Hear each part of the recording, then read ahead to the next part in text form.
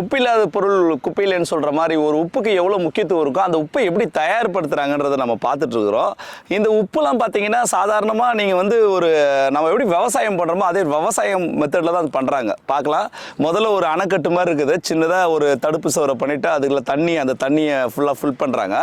நம்ம இன்னும் கொஞ்சம் உள்ளே போய் டீப்பாக அவங்ககிட்ட என்னென்ன விஷயம்லாம் கேட்போம். முதல்ல நம்ம உள்ளே போவோம், இந்த உப்பு எப்படி தயார்படுத்துகிறாங்க, என்னெல்லாம் பண்ணுறாங்கன்றத நம்ம நேரடியாக உள்ளே போய் பார்ப்போம். வாங்க போகலாம். 4 ஏக்கர் உப்பெல்லாம் இருக்குன்னா 3 ஏக்கர் தண்ணி ஹீட் பண்ணும். ஐஸ் உருகிற மாதிரி டெம்பரேச்சர் அப்படியே உருகிடும். எப்படி இருக்கு பாருங்க, இது விவசாயிகளோட ஒரு உழைப்பு. ஸோ இவங்களோட உழைப்பு இதில் தான் இருக்குது. சுனாமி வந்திருக்கும் போது 2004 இந்த பிரச்சனை வந்திருக்கு. 2015 தானே புயல் அப்போ அந்த பிரச்சனை வந்திருக்குது. இந்த தொழிலை பொறுத்த வரைக்கும் பார்த்தீங்கன்னா நம்பர் 1 தூத்துக்குடி, 2வது வேதாரண்யம், 3வது தான் மரக்காணம். 2022 வந்து வெறும் 43 நாள் தான் ப்ரொடெக்ஷனே. சார் வணக்கம் சார். அதாவது இந்த உப்பை தயார்படுத்துறதுக்கு முதல்ல அடிப்படையாக சொல்லுங்கள், இதுக்கு என்ன பண்ணுவீங்க? முதல்ல ஃபவுண்டேஷனை ஸ்ட்ராங் பண்ணுவோம். ஸ்ட்ராங் பண்ணுறதுக்கு ஒரு 45 டேஸ் ஆகும். அதாவது சகதி இருக்கும், சகதியெல்லாம் ஒதுக்கிட்டு அதுக்கு மணல் போட்டு மிதிச்சு. ஆமாம், அதாவது நம்ம கிரிக்கெட் வந்து இந்த ஃபவுண்டேஷன் கீழே இது பண்ணுவாங்கல்ல ஆர்டர், இந்த மாதிரி ஒரு ஃபவுண்டேஷனை தயார்படுத்தணும். அதாவது இது சாதாரண ஒரு இது கிடையாது. அதாவது இந்த காலை வச்சா உள்ளே போகக்கூடாது, அதுக்கு வந்து கிளியராக ஒரு ஃபவுண்டேஷனை தயார்படுத்துவீங்க. அடுத்தது வந்து தண்ணி வந்து டெம்பரேச்சர் ஏற்றுவோம். வெயில் இருந்தால் தான் உப்பு வர முடியும். வெயில் தான் உப்பு வர முடியும். கிளைமேட் வெயில் இல்லைன்னா உப்பு உற்பத்தி ஆகாது. சும்மா அந்த தண்ணி எப்படி சூடு பண்ணீங்கன்னு சொல்லுங்களேன். சூடு பண்ணுறதுன்னா இப்போ வந்து 4 ஏக்கர் உப்பெல்லாம் இருக்குன்னா 3 ஏக்கர் தண்ணி ஹீட் பண்ணும். 3 ஏக்கர் தண்ணி ஹீட் பண்ணணும். 1 ஏக்கர் தான் உப்பு விளைய வைக்க முடியும். 4ல் ஒரு பகுதி, அதாவது 4ல் ஒரு போகன்ற மாதிரி 4, அதாவது 100 லிட்டர் தண்ணி விட்டா 25 கிலோ உப்பு கிடைக்கும். ஆமாம், அப்படிதான். அப்படி அந்த எப்படி பண்ணுறீங்க சார்? அது ஒரு 40 நாள் வெயிலில் என்ன பண்ணுவோம், தண்ணியை 1 by 1 ஃபவுண்டேஷன் மாற்றி விடுவோம். தண்ணியை லெஃப்ட் அண்ட் ரைட்டு அதாவது தண்ணியை திருப்பி வருது. ரோலிங் போயிட்டு 1 சைடு போயிட்டு 1 சைடு ரிட்டர்ன் வரும். இப்போ வந்து இது ஆற்று தண்ணியா கடல் தண்ணியா? ஆற்று தண்ணி தான் கடல் வழியாக வருது. ஆற்று தண்ணி தான் கடல் வழியாக வருது. ஸோ அப்போ ஆற்று தண்ணியிலே இவ்வளோ உப்பு இருக்குது? ஆமாம், ஆற்று தண்ணிலாம் இந்த 4 மாதம் தான் உப்பு தன்மை இருக்கும். அக்டோபர், நவம்பர், ஜனவரி, பிப்ரவரிலாம் ஆற்று தண்ணியில் உப்பு தண்ணி இருக்காது. நல்ல தண்ணி கலக்கிறதால டென்சிட்டி குறைஞ்சிடும். எங்களுக்கு இங்கே வந்து சீசனே பார்த்தீங்கன்னா 4 மாதம். அந்த 4 மாதத்தில் தண்ணி டெம்பரேச்சர் பண்ணி உப்பு தேவையான அளவுக்கு ஸ்டோர் பண்ணி வச்சுருவீங்க. இங்கே வச்சுருவீங்க. இப்போ வந்து சராசரியாகவே உங்களுக்கு எவ்வளோ சம்பளம் சார் வரும்? அதாவது நீங்கள் வந்து ஒரு வேலை செய்ய வரீங்க, நீங்கள் வெளியேந்து பார்க்கும்போது உப்பு தயார்படுத்தலாம் பெரிய நிறுவனம், அவங்க சம்பாதிக்கிறாங்க. பட் நீங்கள் வேலை செய்கிறீங்களே, உங்களுக்கு வந்து ஒரு சராசரியாக 2 மாதம் 3 மாதம் தான் சொல்கிறீங்க. அந்த ஒரு வருஷத்துக்கான வருமானம் கிடைக்குமா? இல்லை, எங்களுக்கு சீசனே வந்து பார்த்தீங்கன்னா உற்பத்தி ஒரு 4 மாதம், இந்த டேமேஜ் எல்லாம் சரி பண்ணுறது 2 மாதம், 6 மாதம் தான். மொத்தம் 6 மாதம் தான். லேடிஸுக்கு வந்து பார்த்தீங்கன்னா 350 ரூபா சம்பளம், 7 மணிக்கு வருவாங்க. 350 ரூபா பார்த்துங்க மக்களே, 350 ரூபா அப்படின்னு பார்த்தீங்கன்னா கூட மாதம் பார்த்துட்டா மாதம் முழுக்க வேலை செஞ்சால் கூட 10,000 சில்லறை தான் வருது. சரி, ஜென்ஸுக்கு வந்து 600 ரூபா. இந்த 3 மாதம் சம்பாத்தியம் வச்சு எப்படி ஒரு வருஷம் வாழ முடியும் நம்மளால? அப்படி தான் பண்ணிட்டு இருக்கேன். இந்த விவசாய லேண்டெல்லாம் உங்களுதா? எல்லாமே கவர்மெண்ட். இப்போ நீங்கள் லீஸ்க்கு எடுத்து வேலை செய்கிறீங்க. இப்போ இதுக்கு நீங்கள் தான் ஓனரு. ஆமாம். இது இப்படி நானும் ஒரே இதில் வந்து ஐட்டமாக இருக்குது, தனித்தனியாக இருக்குது. தனித்தனியாக கிட்டத்தட்ட ஒரு 120 பேர் குடும்பம், 120 குடும்பம் வந்து இதை வந்து தொழிலாக செஞ்சுட்ருக்கீங்க. எவ்வளோ வருஷமாக பாரம்பரியமாக செஞ்சுட்ருக்கீங்க சார்? இப்போ நான் பிறந்ததுலேருந்து எங்கள் அப்பா 9 வயசுலேருந்து நான் 9 வயசுலேருந்து எனக்கு இப்போ 44 வயசு ஆகுது.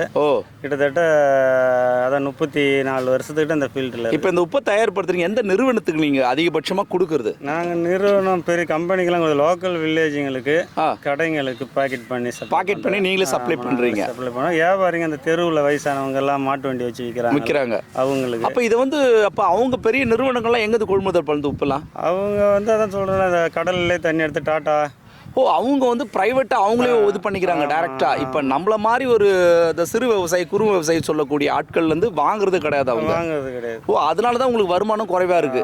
அவங்க வாங்கினாங்கன்னா கொஞ்சம் இன்னும் உற்பத்தி திறனை அதிகப்படுத்த முடியும். நீங்கள் அந்த 4 மாதம் தான் மொத்தமே எல்லாருக்குமேவா இல்லை உங்களுக்கு மட்டும் தானே? எல்லா இயற்கையாக தான், இயற்கையாகவே.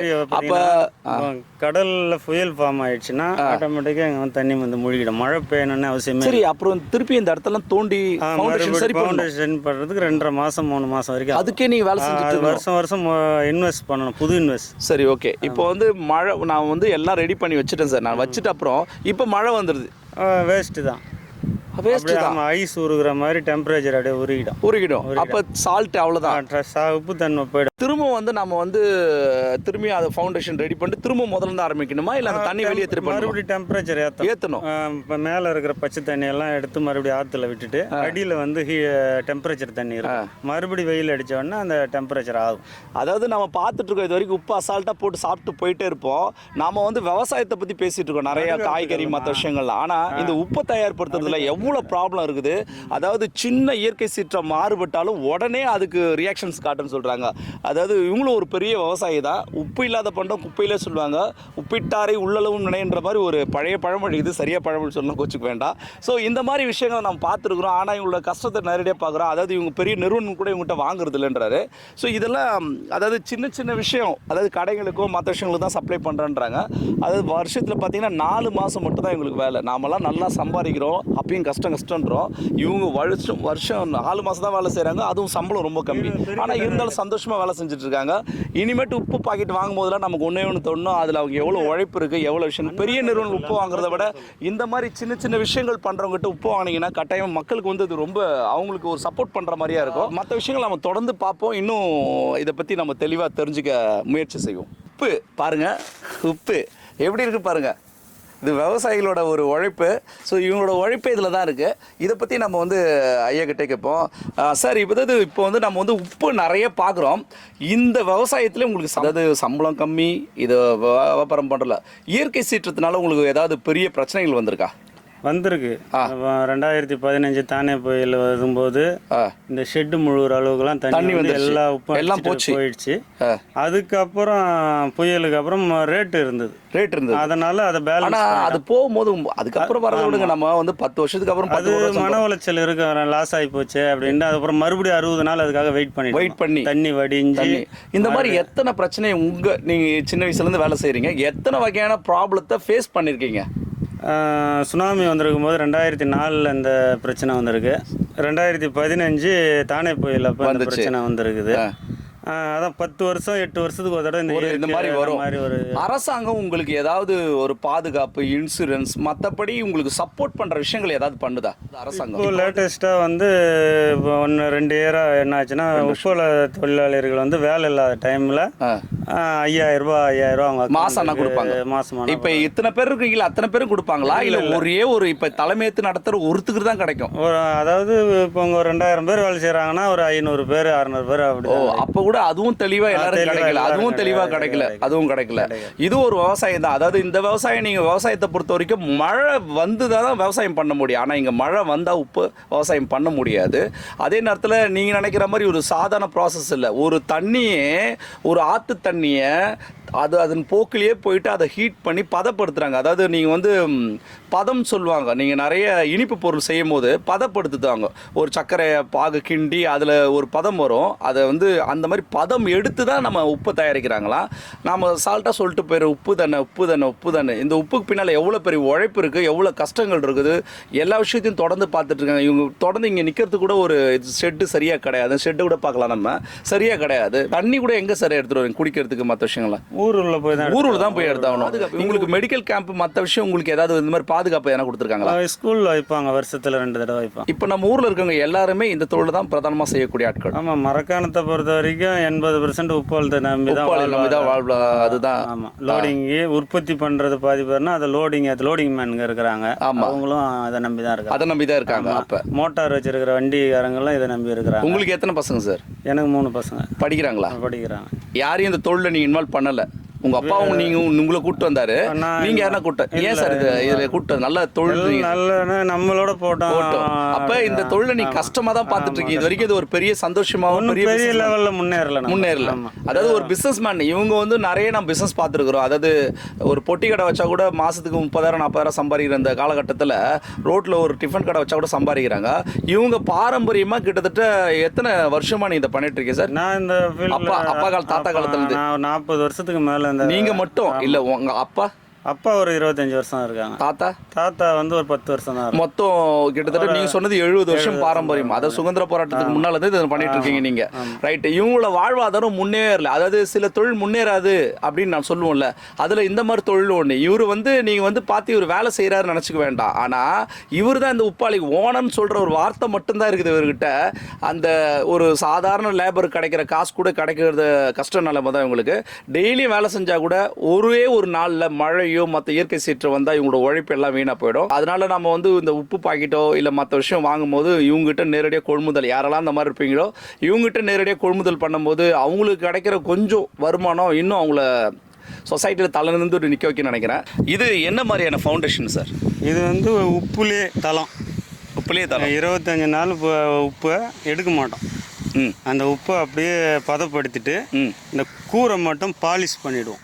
மேலே மட்டும் பாலிஷ் பண்ணிவிட்டு அதுக்கு மேலே தண்ணி கட்டி அது மேலே இருக்கிற உப்பு மட்டும் எடுப்போம். அதில் கல் மண் எதுவுமே வராது. அந்த 25 நாள் உப்பு தளம் வைக்கிறது அது அப்படியே மழை பெஞ்சு கரைஞ்சி தான் போகும். அதை எடுக்க மாட்டோம். சரி, குவாலிட்டிக்காக இதை பண்ணுறோம்.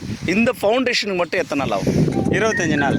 இந்த ஃபவுண்டேஷனுக்கு 25 நாள். சரி, இந்த மாதிரி ஃபவுண்டேஷன் ஒரு வாட்டி போட்டிங்க, அது எத்தனை வருஷம் வரைக்கும் அதை பயன்படுத்த முடியும்? எத்தனை வாட்டி? இந்த 3 மாதம் தான். அதுக்கு நடுவில் இதே நைட்டே மழை வந்தாலும் கரைஞ்சிடும்.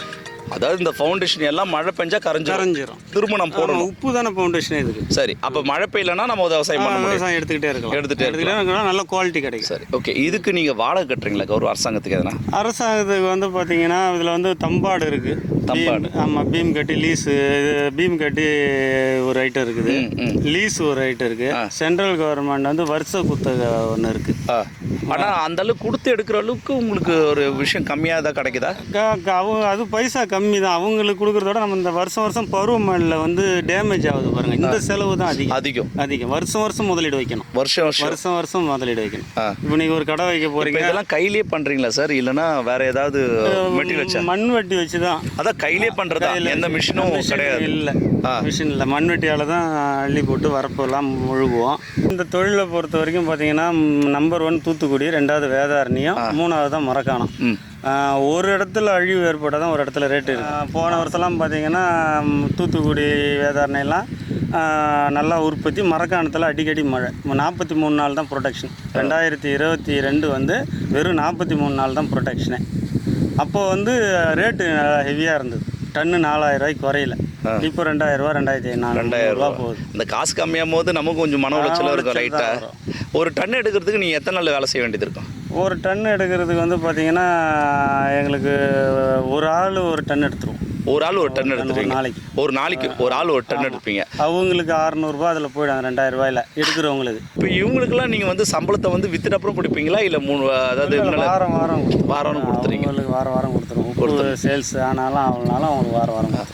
உங்களை எத்தனை ஹவர் வேலை செய்வீங்க ஒரு நாளைக்கு? நீங்கள் 6 ஹவர் வேலை செய்வீங்க. காலைல எத்தனை மணிக்கு வருவீங்க சார்? காலையில் 6 மணிக்கு வருவோம். காலையில் 6 மணிக்கு வருவோம். மதியம் 1 மணிக்கு முடிச்சிடும். நடுவில் 1 மணி நேரம் லஞ்ச் டைம்.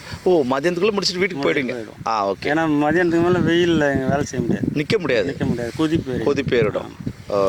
அப்போ மறுநாள் வந்தால் திரும்ப வேலை செய்யணும். இந்த உப்பெல்லாம் எப்படி டிரான்ஸ்போர்ட் பண்ணுறீங்க? எடுத்துகிட்டு போகிற வழிகள் என்ன மாதிரியான வழிகள் கடைப்பிடிக்கிறீங்க? உப்பு வந்து 3 குவாலிட்டியாக பிரிச்சிருவோம் சார்.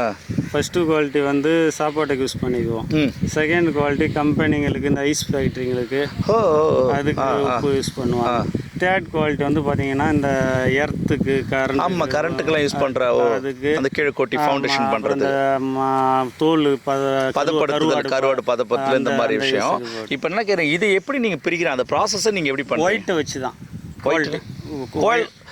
இது வந்து வெள்ளையா இருந்தா அது ஒரு குவாலிட்டி, கொஞ்சம் மங்கள கலர் தான். ஆனா நான் என்ன கேக்குறேன், உப்புக்குள்ள ஏதாவது குவாலிட்டி இருக்கா? கிடையாது. உப்புக்குள்ள குவாலிட்டி கிடையாது. சரி, நிறைய பாத்தீங்கன்னா வெளியே அயோடின் அது இதெல்லாம் பேசுறாங்களே, அது எப்படி உப்புக்குள்ள நீங்க அதை ஃபீட் பண்ணுவீங்களா இல்ல எப்படி பண்றாங்க?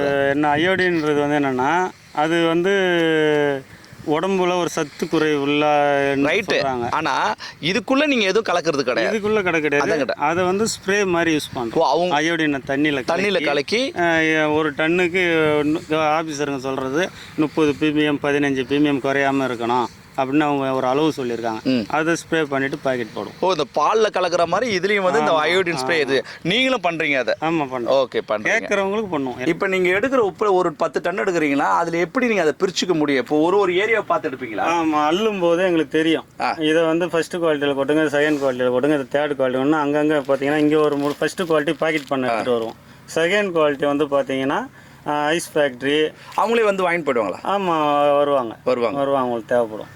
இருந்தாலும் இந்த உப்புல இப்போ வந்து நம்ம வந்து இது ஏன் நீங்கள் அரைச்சி சால்ட்டாக மாற்றலை? அதாவது எல்லாரும் மாற்றுறாங்க, எல்லாம் பெரிய நிறுவனம்லாம். உங்களுக்கே அந்த வாய்ப்பு கிடைக்கல, பாரம்பரியமாக செஞ்சுட்ருக்கோம் உங்களுக்கு. இப்போ பெரிய நிறுவனங்கள்லாம் தொடர்ந்து இந்த சால்ட்டு மற்ற விஷயங்கள்லாம் கொடுத்து நிறைய, அதாவது கிட்டத்தட்ட 25 ரூபா 30 ரூபா கூட சால்ட் இருக்கு. டாடா சால்ட்டெல்லாம் 27 ரூபா.